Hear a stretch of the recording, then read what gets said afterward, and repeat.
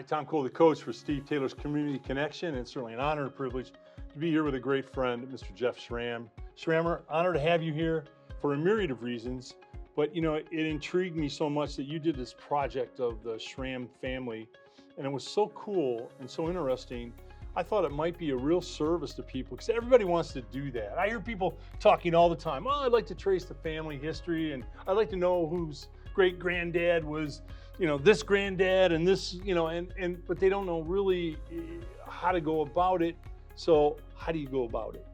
Well, I took from others and you know, tried to build on that concept, and it started with a cousin Lenny who had traced back on my father's side back to the 1700s. The 1700s. Yes, yeah, yes, okay. back to Germany. What I did was, he had pages and pages of outlines of the different branches that, and ours being one of the branches.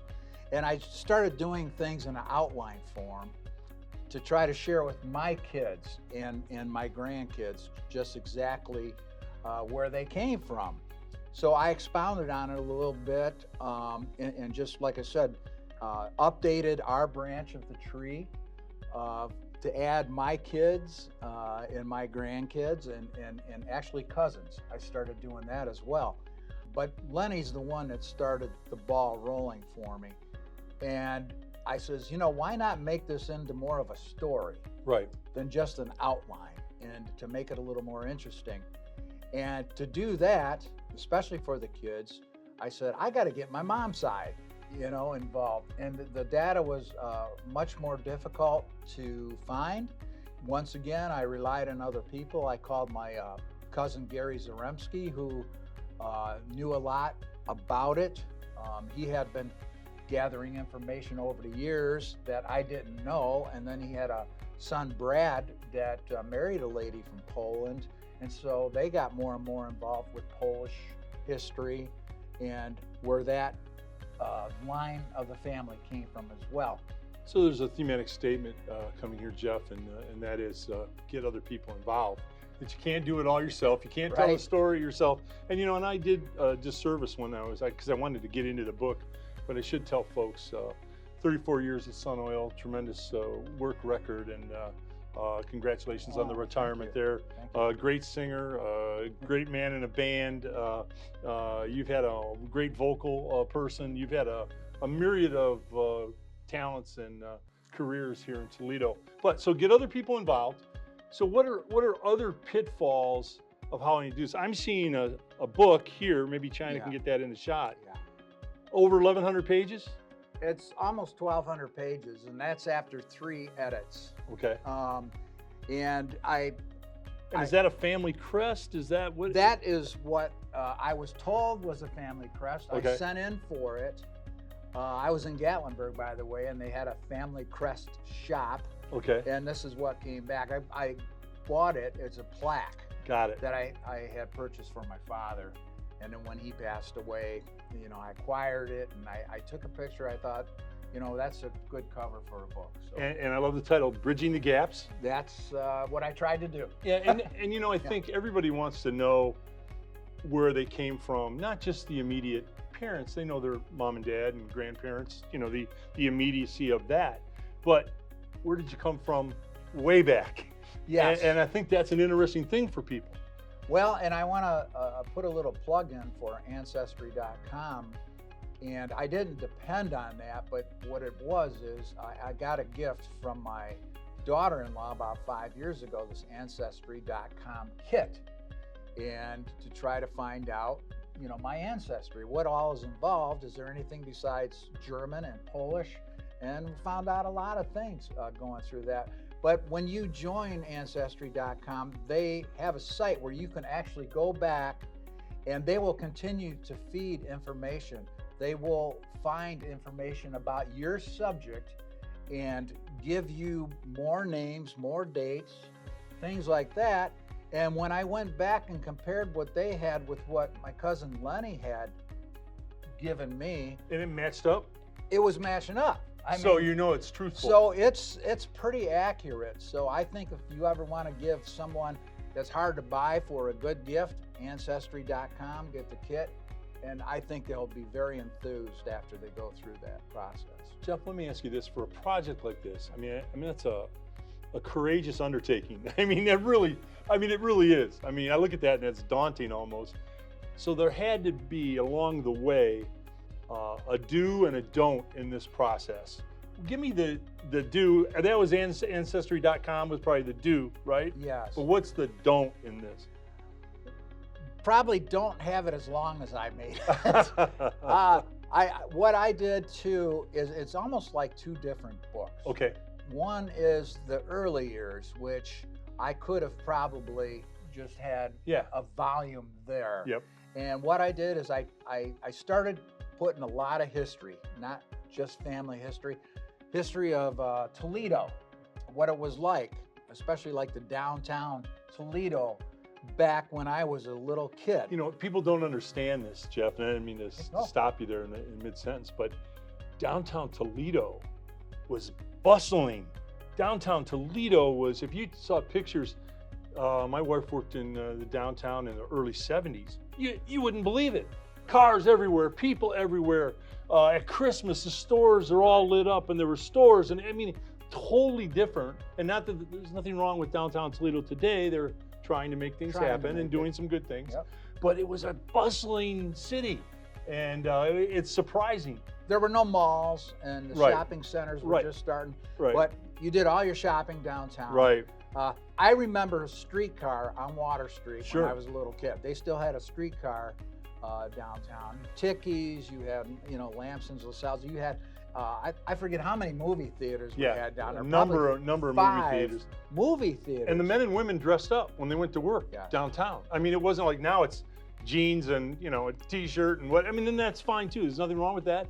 But they dressed up. They were on suits and nice outfits, and it was totally different look downtown. And what I did was I expanded on that a little bit, and I came a little bit south of downtown to the south end where I grew up. And I went through Broadway and South Street and all the different shops. That was a vibrant area too. Right. We had nightclubs, we had diners, pizza shops, grocery stores, pharmacies. And then, so what I did then was I went around the whole neighborhood, and with the help of the Parks girls, Shelley and Karen Parks, they reminded me of some of the names and which houses, and I was able to pretty much go around the whole block that I lived on and remember people's names, the kids, and all the different things we did back then. It was safe, fun, but parents didn't worry about their kids till if it got close to dark. It's definitely a different, a totally different environment. Jeff, when you take on a project like this, it's writing a book essentially. It's writing a very large book. I always found when you write a book, you learn something about yourself. In the process, what did you learn about you doing this? That was another major reason that I felt I needed to do this. I made mistakes in my life. There's no doubt about it. And I made bad decisions. But I'm going to go back on that and just say that mistakes and bad decisions, or just plain decisions, are part of life. It's part of the growing process. And I did put in there in my epilogue that had you changed or made a different decision about any one major thing like that in your whole life, I wouldn't be here today. I wouldn't have had the beautiful family I have. I wouldn't have had the kids I have. I wouldn't have had the grandkids I have, or the wife that I had. And had I done something different, as far as jobs, had I stayed in school, I definitely probably wouldn't have ended up at Sunoco Refinery. May not have been involved with music. Anything that you changed along the way. I wanted to be a weatherman. I wanted to be a meteorologist. Well, Jeff, we can still do that. China can shoot a 6 o'clock weather shot, and you can say Toledo tomorrow, sunny. Would you say? Or right, but I ended up staying on with my uncle's pool business. Going to UT at night, and then I got a job at Ace Hardware, and through a friend of mine, Al Parks, got me a job there, and then OI. I worked there. Oh, I was one of those vibrant companies. Yes. They were the 49th on the Fortune 500. Yes. And my aunt, she got me a job there, and then I worked at the Technical Center on Westwood. I was able to go to school. UT was right across the street. Right. And then they started collapsing a little bit, and things changed there. And I somehow got into Sun Oil. You know, out of 6,500 people, I was one of the 24 that were chosen. So out of 6,500. 6,500 people. You got to remember back in the times there, like the 70s and 80s, jobs were a little bit scarce and hard, especially real good ones like oil good paying jobs. Yes, sir. I'll tell you what, Jeff, we're so proud of you to put together this family statement. Thank you. I think it can inspire other people to do the same for themselves, because finding out where you came from, again, just beyond your mom and dad and grandparents, I think is a very important thing, and it can be inspiring to you, and also fill in some gaps, pun intended. Yeah. Fill in some gaps about yourself, right? Well, yeah, why you're a certain way, or maybe why you think this way, or why you act this way. You know, we all want to fill in gaps, and you've done it, and we're so proud of you, and it's an honor to have you on our show. Yeah. Well, I got one more thing to add is, don't be afraid to sit down and have conversations with your parents.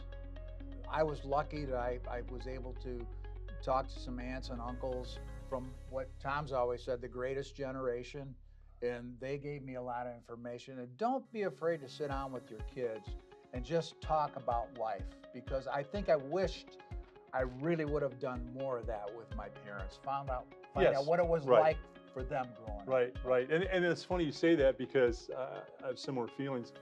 You know, you didn't talk in those days. You know, it was like if you had a problem, it was kind of like everybody wanted things to be, dating myself here, but Leave It to Beaver, Beaver Cleaver and Wally and June and Ward. Definitely. China's looking at me like, I never saw this show. I know what you're talking about. But it was a fake family that everything was great and everything was wonderful and idyllic, and that's not how it goes. And if you can talk to your parents or grandparents or whatever, you can hash out some of those things. But in those days, and still even today, I don't know how much conversation happens at the table. And hey, gee, Mom, I'd like to talk to you about this, or Dad, I'd like to talk to you about that. Sometimes it's like, just keep it down, don't talk about it, and we'll all get through it. You know, so that's great advice. Yeah. So that's all I can say is, don't let those times slip by before they're gone, and then you can't ask them. Jeff, it's an honor to have you here. Thank you so much. It was an honor, Tom. Thank you so very much. Thank you Tom very Cole, much. the coach for Steve Taylor's Community Connection.